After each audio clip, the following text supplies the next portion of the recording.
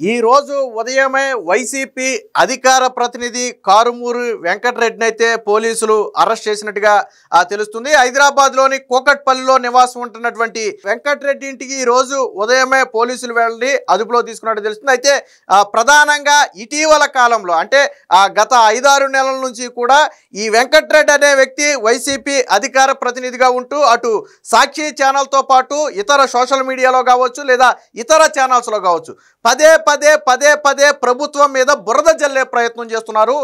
1-2 కూడా కాదు. ఈవెన్ మనం మొదటి నుంచి తీసుకుంటే ఇటీవల జరిగినటువంటి ఆ బస్సు ప్రమాదం ఏదైతే ఉందో ఆ బస్సు ప్రమాదాన్ని ప్రభుత్వానికి అంటగట్టే ప్రయత్నం చేశారు. అప్పుడు బెల్ట్ షాపుల్లోనే లిక్కర్ కొన్నారు, దానివల్లే బస్సు ప్రమాదం జరిగిందని చెప్పి కొంత ప్రచారం చేశారు. వాస్తవానికి అసలు లిక్కర్ షాప్లో మద్యం కొనలేదు, దానివల్ల అది జరగలేదని చెప్పి ఎవరైతే రెండో నిందితుడు ఉన్నాడో ఆ వ్యక్తి అప్పుడు చెప్పడం కూడా జరిగింది.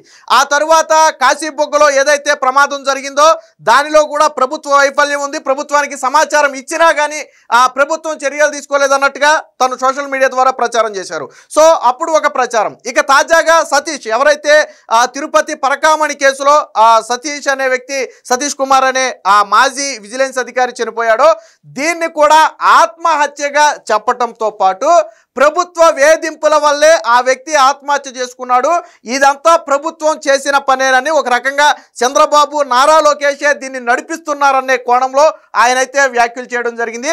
సో పదే ఇలాంటి అసత్య ప్రచారాలు చేస్తున్నప్పటికీ అనేక సందర్భాల్లో ప్రభుత్వ ఫ్యాక్ట్ చెక్ ద్వారా కావచ్చు, ఏపీ పోలీసులు కావచ్చు, అనేక సందర్భాల్లో ఇది నిజం కాదు, ఇది నిజం అని చెప్పి హెచ్చరిస్తున్నప్పటికీ కూడా టార్గెటెడ్గా రాజకీయ కోణంలోనే విమర్శలు చేస్తుండటంతో ఇప్పుడు పోలీసులు అయితే గట్టిగా యాక్షన్ తీసుకున్నట్టు తెలుస్తుంది.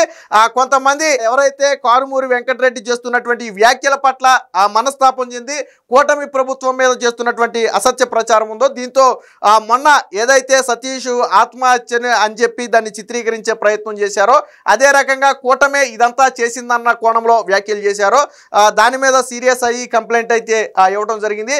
ప్రభుత్వం కూడా పదే ఎన్నిసార్లు అని వదిలేస్తుంది, ఒకసారి వదిలేస్తుంది, 2 సార్లు వదిలేస్తుంది, కానీ కావాలని నన్నేమీ చేయట్లేదు కదా, నేను ప్రతిసారి చేసేది ఫేక్ ప్రచారమే కానీ నన్నేమీ చేయట్లేదు కదా, నన్నేమి ఆధారాలు అడగట్లేదు కదా, నన్నేమీ తీసుకెళ్తలేదు కదా స్టేషన్కి అనే ఉద్దేశమో ఏమో కానీ పేటరేగిపోయాడు బాగా. ఇటీవల వైసీపీలో మాట్లాడేది పాపం 2 వ్యక్తులే, ఒకటి వెంకటరెడ్డి, 2 శ్యామల, మిగతా వాళ్ళందరూ హ్యాండ్ ఇచ్చేశారు జగన్మోహన్ రెడ్డి. ఎందుకంటే అది ఇక జగన్మోహన్ రెడ్డి తేరుకునేది లేదు, ఆ పార్టీ వచ్చేది లేదు, సచ్చేది లేదు, వీళ్ళని నమ్ముకుంటే మేము మునిగిపోతామని చెప్పి మిగతా వాళ్ళంతా కూడా సైలెంట్ అయిపోతే పాపం వీళ్ళిద్దరూ భుజాన్ని వేసుకుని ఒకళ్ళు కుడి భుజాన ఒకళ్ళు ఎడమ భుజాన్ని వేసుకుని పార్టీని మోస్తున్నటువంటి పరిస్థితి.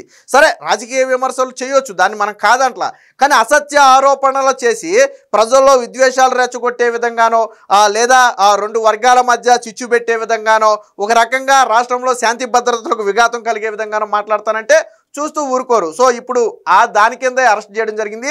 ఏదైతే సతీష్ కుమారు హత్యేనని పోలీసులు నిర్ధారించినప్పటికీ కూడా ఇది కాదు, ఇది ఆత్మహత్యేనని చెప్పడంతో పాటు ఇన్వెస్టిగేషన్ అధికారుల మీద కూడా ఒక రకంగా అంటగట్టి, అంటే ఇన్వెస్టిగేషన్ అధికారులు కూడా కూటమికి అనుకూలంగా పనిచేస్తున్నారు, ప్రభుత్వానికి ఒత్తాసుగా పనిచేసి వేధిస్తున్నారనే కోణంలో ఒక రకంగా ఇన్వెస్టిగేషన్ అధికారుల వేధింపులు కూడా దీనికి కారణమన్న కోణంలో వెంకటరెడ్డి అయితే వ్యాఖ్యలు చేశారు. సో వీటన్నిటిని కూడా సీరియస్గా తీసుకున్నటువంటి పోలీసులు ఈ రోజు ఉదయమే వెంకటరెడ్డిని కూకట్పల్లిలో అరెస్టు చేసి విజయవాడకైతే తరలించడం జరిగింది.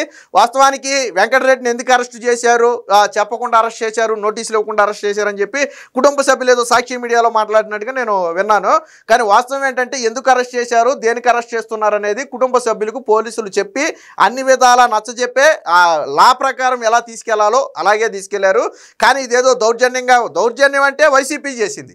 మీకు గుర్తుందో లేదో అర్ధరాత్రులు తలుపులు బద్దలు కొట్టి ఎత్తికెళ్ళిపోయేవాళ్ళు. అరే 60-70 సంవత్సరాలు ఉన్నటువంటి జర్నలిస్టుని కావచ్చు, లేకపోతే ఆ రోజుల్లో ఉన్నటువంటి వెంకయ్యమ్మని కావచ్చు, లేకపోతే ఇంకో కొంతమందిని కావచ్చు, ఏ రకంగా వేధించారో మనందరం చూసాం.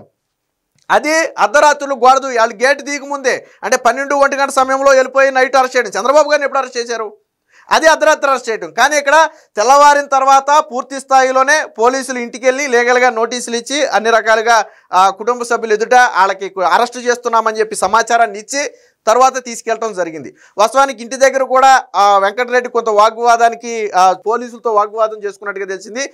నేను రానని చెప్పి మొండికేస్తే పోలీసులు అయితే బలవంతంగా తీసుకెళ్ళినట్టు తెలుస్తుంది. దీనికి సంబంధించిన ఎఫ్ఐఆర్, దానికి సంబంధించిన కంప్లైంట్ కూడా మన దగ్గర ఉంది. అసలు కంప్లైంట్లో ఏం రాశారు ఏంటనేది మనం ఒకసారి చూద్దాం. సో ఇది ఎఫ్ఐఆర్కి సంబంధించినటువంటి కాపీ మనం చూడొచ్చు. ఇక్కడ అనంతపురం జిల్లా తాడిపత్రి రూరల్ అయితే కేసు నమోదైనట్టుగా తెలుస్తుంది. దీనికి సంబంధించిన ఎఫ్ఐఆర్ నెంబర్తో పాటు డేట్ కూడా ఇక్కడ చూడవచ్చు. ఇక కానుమూరు వెంకటరెడ్డి మీద పెట్టిన సెక్షన్లు చూస్తే 352, 353/1, 353/2, 196(1) BNS సెక్షన్ల కింద అయితే పెట్టినట్టుగా అయితే తెలుస్తుంది. ఇది ఎవరైతే కంప్లైంట్ ఇచ్చారో ఆ కంప్లైంట్కి సంబంధించినటువంటి ట్విట్టర్, అంటే దేని ద్వారా అంటే సోషల్ మీడియాలు, అంటే అటు ఫేస్బుక్, ట్విట్టర్, ఇన్స్టాగ్రామ్, యూట్యూబ్ ఇలాగా వేరియస్ ప్లాట్ఫామ్లో ప్రచారం చేస్తున్నట్టుగా అయితే ఇందులో పేర్కొనడం జరిగింది. మిగతా డీటెయిల్స్ అన్నీ కూడా వాళ్ళకి సంబంధించినటువంటి డీటెయిల్స్. ఇకపోతే కంప్లైంట్ కాపీ కూడా కింద కంప్లైంట్ రిసీవ్ చేసుకున్న తర్వాత కూడా మనం ఇక్కడ చూడవచ్చు. కంప్లైంట్ రిసీవ్ చేసుకున్నట్టుగా ఇక్కడ కంప్లైంట్ స్టేట్మెంట్కి సంబంధించి కూడా ఇక్కడ చూడవచ్చు. ఇక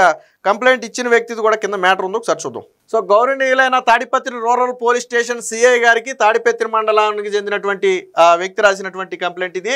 నేను పై తెలిపిన చిరునామా ముందు నివాసం ఉంటున్నా, నేను వ్యవసాయం చేసుకుంటూ జీవనం సాగిస్తున్నాను. ఇటీవల తాడిపత్రి మండలం కోమలి మరియు జూటూరు రైల్వే స్టేషన్ మధ్య సిఐ సతీష్ కుమార్ అనుమానాస్పదంగా పట్టాల దగ్గర మరణించడం జరిగింది. కేసు దర్యాప్తు దశలో ఆ సందర్భాన్ని ఆధారంగా చేసుకుని కొన్ని వ్యక్తులు మరియు సోషల్ మీడియా పేజీలు తప్పుడు ఆధారిత అబాసుపాలు చేసే దురుద్దేశపూర్వక రాజకీయ పరమైన మరియు ప్రజల్లో అపోహలు రేకెత్తించే విధంగా వీడియోలు, పోస్టులు, అభిప్రాయాలు మరియు ప్రచారాలను విస్తృతంగా వ్యాప్తి చేస్తున్నారు. ఈ పోస్టులు, వీడియోలు, రీళ్లు పూర్తిగా తప్పుడు, నిర్ధారణ లేని, కుట్రపూర్వక, ప్రజలను తప్పుదోవ పట్టించే మరియు ప్రభుత్వ ప్రతిష్టను, వర్గాల మధ్య విభేదాలను, విద్వేషాలను పెంచే ప్రయత్నం చేయడం. ఈ తప్పుడు ప్రచారం కారణంగా ప్రజల్లో అపోహలు, గందరగోళ వాతావరణం, విభేదాలు కలగవచ్చు. ప్రమాదం జరిగిన వెంటనే ప్రభుత్వ అధికారులు కేసు నమోదు చేసి దర్యాప్తు కొనసాగిస్తుండగా తప్పుడు సమాచారంతో ప్రజలను రెచ్చగొట్టి ప్రజాశాంతికి భంగం కలిగించేలా ఉన్నాయని చెప్పి దానికి సంబంధించి లింకులు ఏదైతే వెంకట్ కారుమూరి వైఎస్ఆర్సీపీ స్టేట్ రిప్రజెంటేటివ్ అని చెప్పి, అలాగే జగనన్న కనెక్ట్స్ అని చెప్పి మరొక ట్విట్టర్ హ్యాండిల్ ఒకటి ఉంది. సో దానికి సంబంధించిన లింకులను అయితే ఇక్కడ ఇవ్వడం జరిగింది. సో పైన పేర్కొన్న వ్యక్తులు మరియు సోషల్ మీడియా పేజీలు ఆధారరహిత, తప్పుడు, అపకీర్తిపరమైన మరియు రాజకీయ ప్రయోజనాల కోసం రూపొందించిన మరియు సమాజంలో శాంతి భద్రతకు హాని కలిగించే విధంగా ప్రచారం చేస్తున్నారు. ఈ విధంగా కుట్రలు పన్ని తప్పుడు, అపకీర్తి మరియు రాజకీయ ప్రేరణలతో కూడిన పోస్టులు పెట్టి కూటమి ప్రభుత్వం పరువును, ప్రతిష్టను దెబ్బతీసి విభిన్న వర్గాల గ్రూపుల మధ్య విద్వేషాలను రగిలించే విధంగా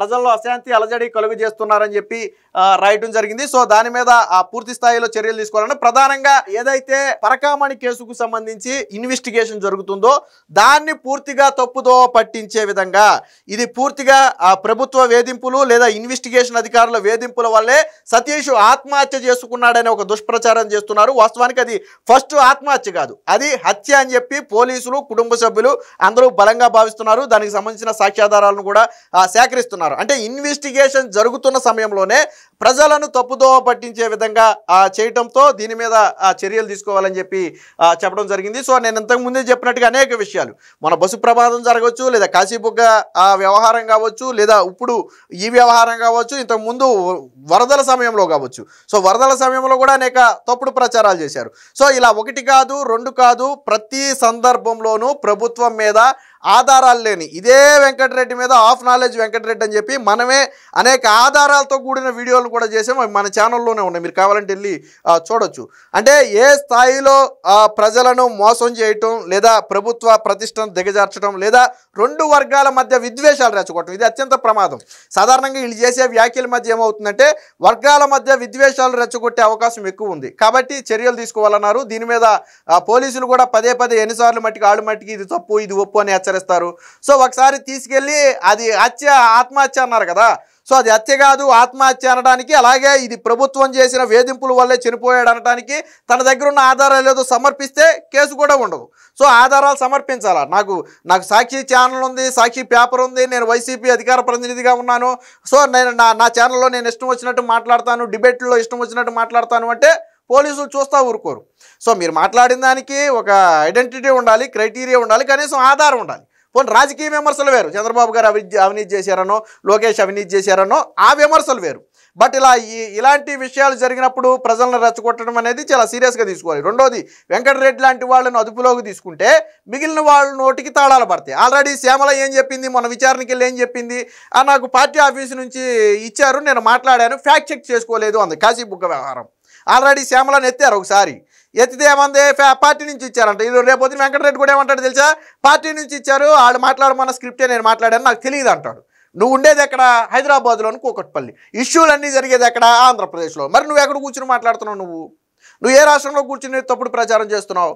పోనీ నువ్వేమన్నా ఘటన జరిగిన స్థలానికి వెళ్ళావా, పోనీ ఏమన్నా 10 మందితో మాట్లాడావా, పోనీ నువ్వు సాక్ష్యాలు ఏమైనా సేకరించావా, పోలీసులకు దొరికిన సాక్ష్యాలు నువ్వేమైనా సేకరించావా? నువ్వు ఏడో హైదరాబాద్ నీ ఇంట్లో కూర్చుని లేదా సాక్షి స్టూడియోలో కూర్చుని నేను ఇష్టం వచ్చినట్టు ప్రచారం ఆంధ్రప్రదేశ్లో ఏం జరుగుతుంది నీకేం తెలుసు? నీ సాక్షిలో ప్రచారం చేసేదే మొత్తం ఆంధ్రప్రదేశ్లో జరిగింది అనుకుంటున్నావే. నీ సాక్షిలో ఎప్పుడు ఏదో ఒక గోలో రచ్చో వివాదమో ఏదో అదే ప్రచారం చేస్తాడు. ఎక్కడైనా ప్రజలు సంతోషంగా ఉన్నది మీ సాక్షిలో వస్తుందా? రాదు కదా. అది చూసి మొత్తం రాష్ట్రం అంతా అలాగే ఉంది కాబట్టి నేను అలాగే మాట్లాడతానంటే పోలీసులు కూడా చూస్తూ ఊరుకోరు. ఏదేమైనా మొత్తంగా ఆఫ్ నాలెడ్జ్ వెంకటరెడ్డికి అయితే పోలీసులు గట్టిగానే షాక్ ఇచ్చారు. మరి కోర్టు ఎటువంటి నిర్ణయం తీసుకుంటుంది, వెంకటరెడ్డిని కోర్టు బెయిల్ లభిస్తుందా లేదా కస్టడీకి తీసుకోమని చెప్పి జ్యుడిషియల్ రిమాండ్ విధిస్తుందా అనేది వేచి చూడాలి.